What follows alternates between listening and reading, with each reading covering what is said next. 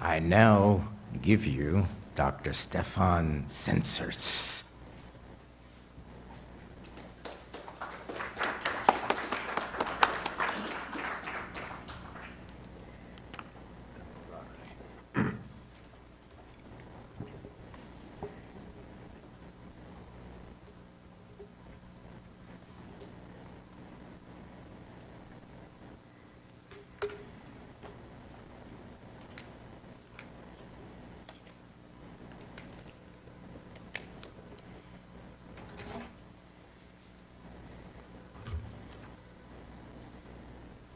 Hello, everybody. How are you doing, folks?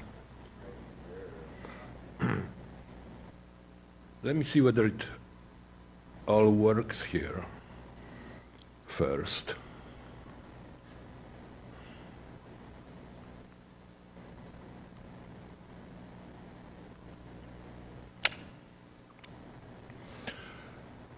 All right, so let me tell a few words about how it all transpired and why I'm here and what I'm going to do.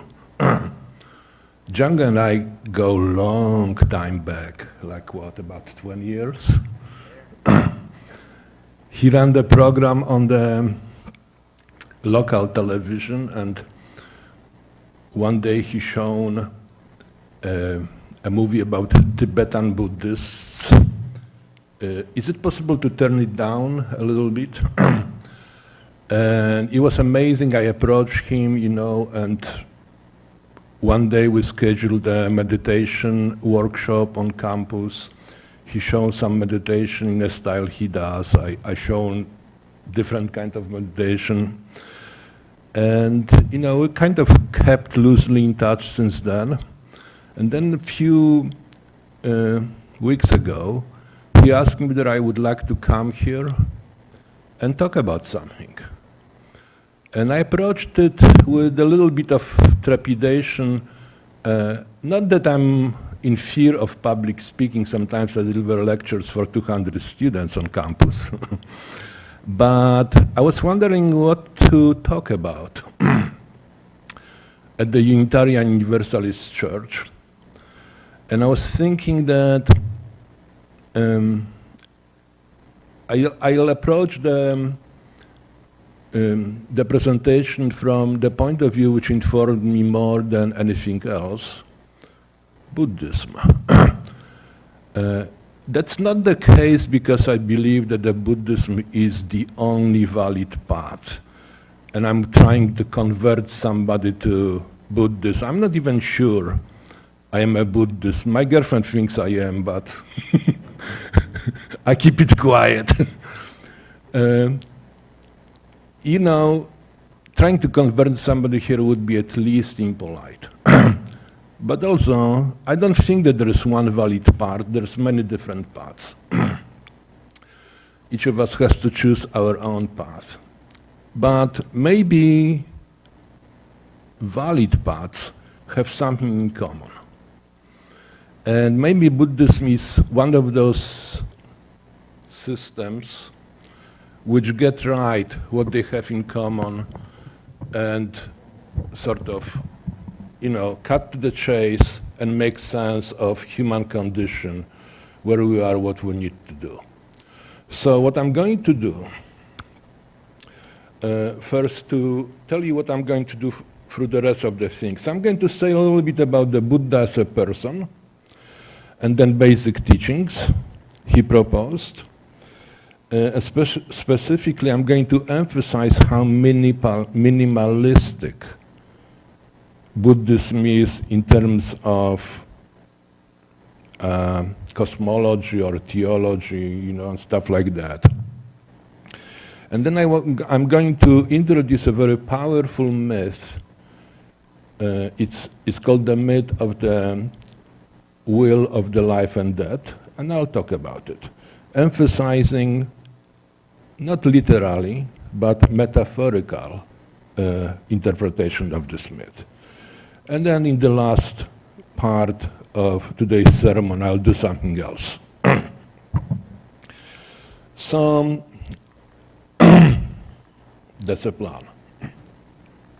So about the Buddha, the term Buddha means the awakened one. Nobody really knows exactly when he lived. Most scholars think maybe 563 to 483 before so-called Common Era. Shakyamuni, that's a combination of two words.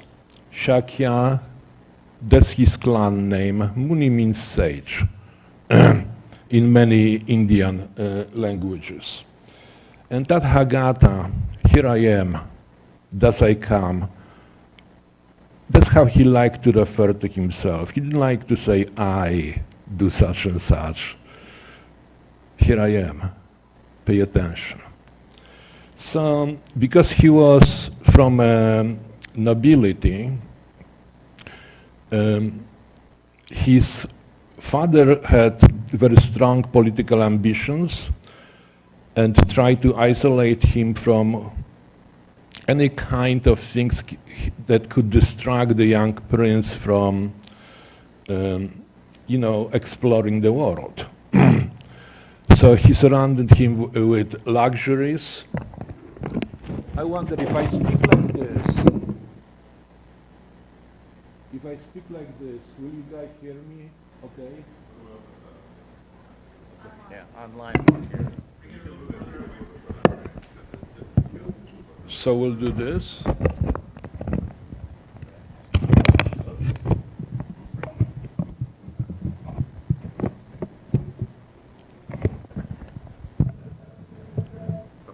One, two, three.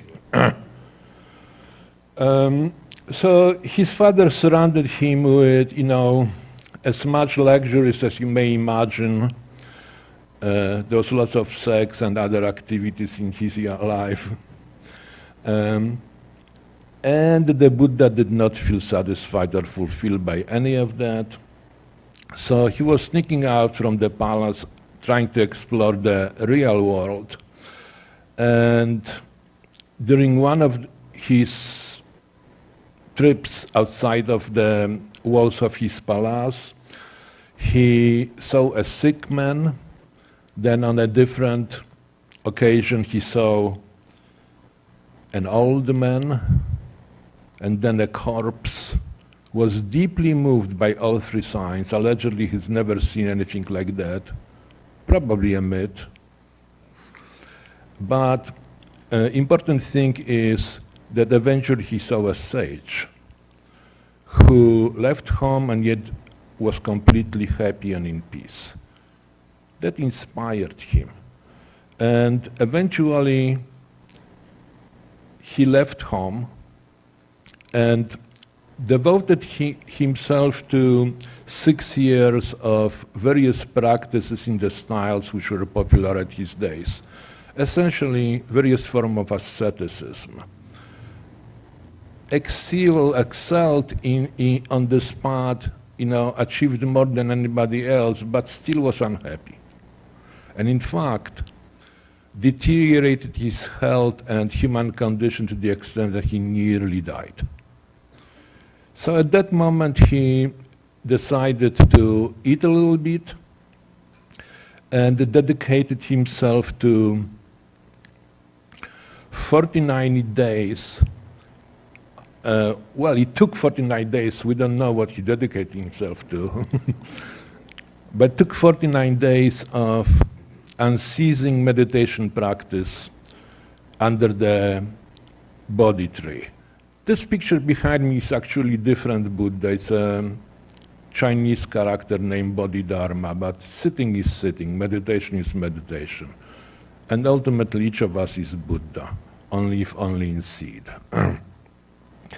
And at the end of the whole process, he had a great awakening where he realizes the truth and, as he asserted, resolve the grand matter of life and death.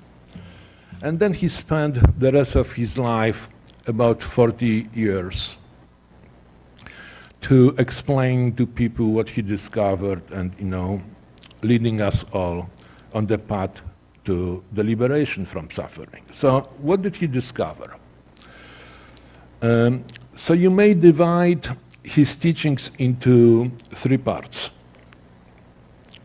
The first part deal with three marks of existence. The first is anicca. So that's a teaching about impermanence. Everything changes. Everything changes. Nothing stays constant. So that's anicca. The second part of his teaching was the teaching about anatta, that there is no permanent solid self or ego, or as people at his days were calling it Atma, literally soul, Mahatma, great soul, that's Gandhi. He thought that there is no constant, unchanging, solid soul in a sense as people at his days thought something like that exists. And the third part was the teaching about dukkha, roughly suffering or unsatisfactoriness or lack of fulfillment, something which marks everything in life. Sick man, old man, dead man, all of that is dukkha. Separation from somebody whom you love, being with somebody whom you hate, worrying about life after death and death, seeking sense in life, and wondering whether life even has sense, has meaning. All of that is dukkha. And then four noble truths he asserted are the following ones. Well, the first one, again, everything is dukkha. Second one,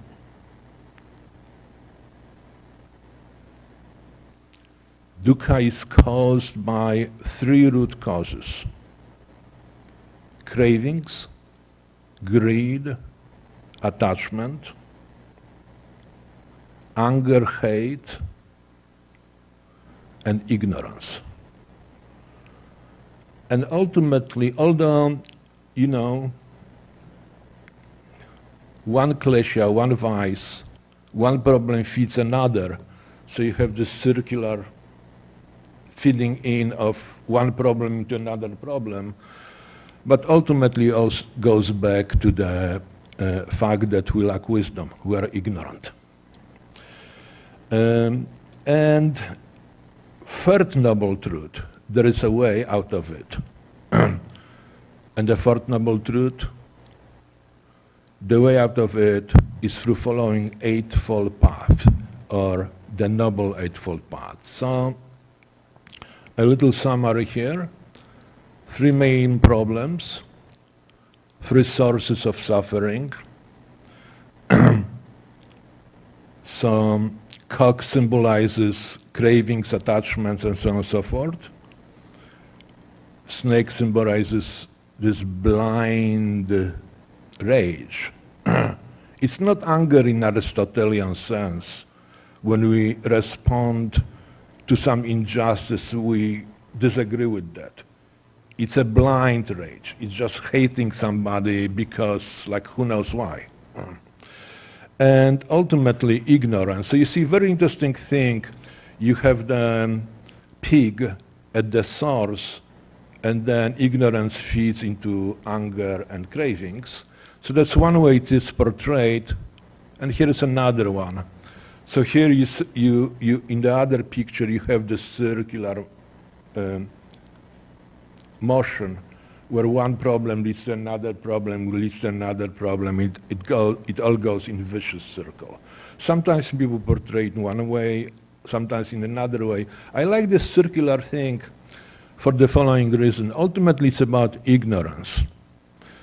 But getting wisdom, especially getting wisdom in Buddhist sense, in a sense of awakening's heart, for many of us, it's much easier to start with practicing generosity and compassion, or doing things which transform anger into something else. For example, somebody cuts in front of you on the highway or on the road and you're angry. Well, I really am referring to myself when I was younger. So I adopted a little technique. When somebody cuts in front of me, I see any pang of anger, I play a little game with myself. I say, oh, he's probably have hungry dogs at home and is rushing to help them. And then the anger goes away. Or maybe he's rushing to the hospital, his wife is delivering a baby, and the anger goes away. Sort of like, representing a fellow human being in terms of him or her being entangled in real life situations help to generate compassion. And so you transform anger into compassion, right? In the same with generosity. You think that people are lazy or something like this, start hanging out with them.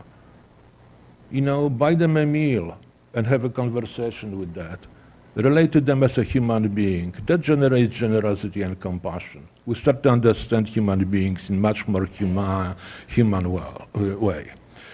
So that's about the basic problems, klesha, vices, root poisons. So then we have the Eightfold Path. Something went wrong here. Okay, fixed. So Eightfold Path has 8 folds. We have to understand our situation, and we have to form a proper attitude to our situation. So that's sort of intellectual, motivational aspect of the Eightfold Path. Then the next 4 paths cover social issues, ethical issues, and so on and so forth. Right speech means we, for example, don't spread rumors and don't gossip about others and don't lie. Right action, well, we act with compassion, with generosity, and so on and so forth. Right livelihood. Some jobs were treated as inappropriate in terms of spiritual practice. For example, being a butcher or executioner. That causes enormous disturbance in human mind. It's very hard to maintain equanimity and peace when you do any of those things. And right effort, for forming the right intention and sticking with it through the difficulties. And finally, 2 parts about various forms of meditation. Buddhists and non-Buddhists do it in all kinds of different ways. So at the Buddha times, people were separate different ways of meditation, then other schools of Buddhism combine them. The point is, meditation is healthy and transforms us, helps us. So we have those 3 aspects: intellectual, ethical, meditational. Now,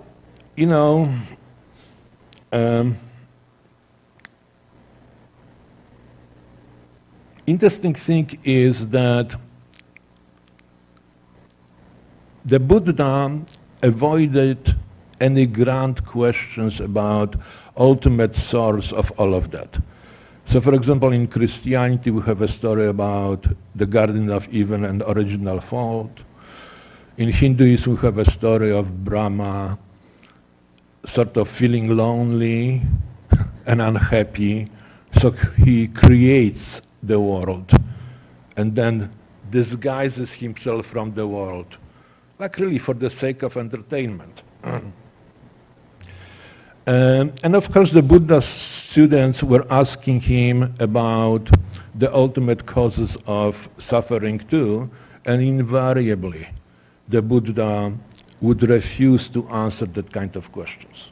In a very famous story, one of his students asked him just about the ultimate causes of suffering, and the Buddha remained silent. So he said, I'm going to leave the Sangha community if you don't answer those questions. And Buddha said, you're like this person who just was wounded by the poison arrow or by any kind of arrow. You know what to do. Remove the arrow, attend to the wound. But that's not what you do. You wonder, was it a long bow or a short bow? What kind of feathers the arrow has, and just that's all waste of time. All I teach is there is suffering, the source of suffering, the path away from suffering, and what this path is. So all of that is incorporated, or maybe let me put it a little bit differently. Still, it's not like that's the end of the story. We still have grand questions about the meaning of life, and eventually Buddhists started to develop stories which address that kind of questions. But never going back to the Garden of Eden or Brahma disguising himself from himself for the sake of entertainment because he feels lonely, bored, and unhappy. It never goes that far back. Never. In fact, that kind of questions are always replied with silence. But they go somewhere. Where they go is something which in Buddhism and also in Hinduism, the myth is common. The interpretations of this myth are a little bit different, but the myth is common. We are born, but this is not our first birth. The nature of our birth is determined what we did in previous lives. That's called karma. And in effect of karma, we are pushed through so-called 6 worlds or 6 realms of existence. So those realms are at the top or at the bottom. At the top you have 2 kinds of celestial beings. One of them are mostly motivated by pleasure and desire for luxuries. Those are devas, gods. We might say angels in the West. And the other dudes are called asuras. They are motivated by jealousy and by being hungry of power. So they constantly fight, and in fact, interestingly, many pictures of the wheel of life and death blur the distinction between asuras, jealous gods, and devas, pleased gods. It's sort of like, depends from angle you look. You can be deva and the next moment you may be ashura. It changes. Then third realm are human beings, the most auspicious level from the Buddhist point of view. Why? Because we have plenty of suffering to motivate us, and not enough pleasure, so we are motivated, and not enough pleasure, so we are not distracted by the luxuries. Very, very auspicious rebirth, because very conducive to spiritual practice. And 3 other worlds, animals, and 2 mythical worlds, so-called hungry, thirsty ghosts, beings who cannot be fulfilled because they have big stomachs, narrow throats, and beings in hells. Hells are impermanent in Hinduism and Buddhism, so you go there for a very long time, but everybody has a chance. So they are more like purgatories in the Western, systems. So, just to review, hungry ghosts and beings in hell, humans and animals,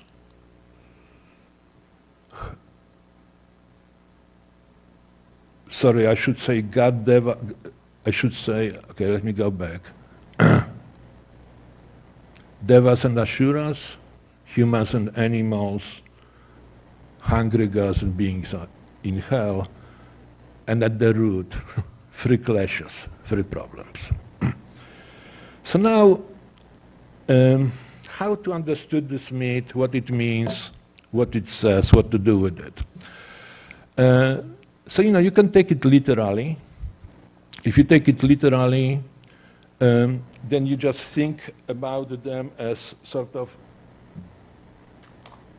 more states of existence than places, or you can take it metaphorically, as sort of lessons about human condition.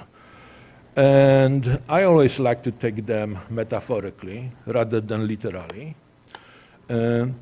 So metaphorically speaking, hell is where you have more suffering than pleasure, especially when suffering is excruciating. Heaven is when you get peace.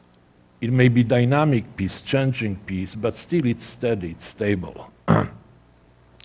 And so on and so forth. So I'm going to skip a couple of slides here because I see that I'm pressed for time. And incidentally, if you want, I'll send you the presentation and slides too. I show you my email, or stick around after the class. I give you my email and I'll forward it to you. So look, metaphorically speaking, my mother survived Auschwitz. She gave me a tour. I felt she showed me the hell she survived.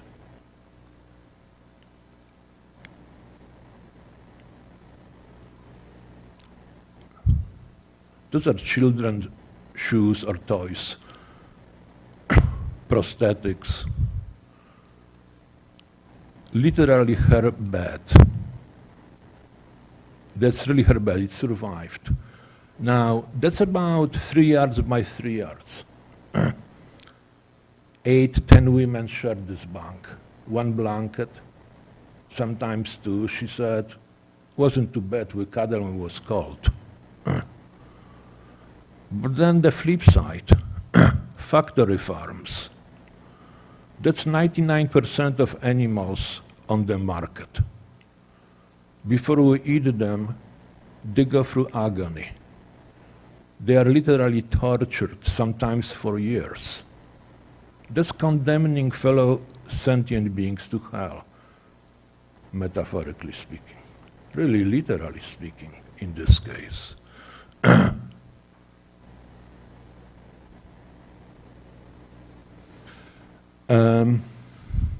Still metaphorically speaking, assurance. When I think about politicians, they're so power hungry, and when they have power, they do nothing with that. They're just motivated by power. Very good exemplification what it means to be an assurer. Well, hungry and thirsty ghosts, we are always kind of insatiated, unfulfilled. There's never enough for us unless we recognize this condition and do something about it, accept it and dissolve it. That's what it means to being an assurant. You know, animals are animals. We know what that is. And remember, beings who are humans are in a especially auspicious situation because that's the straightest path to liberation. Every other realm has too many problems. So that's a starting point for now. Thank you so much.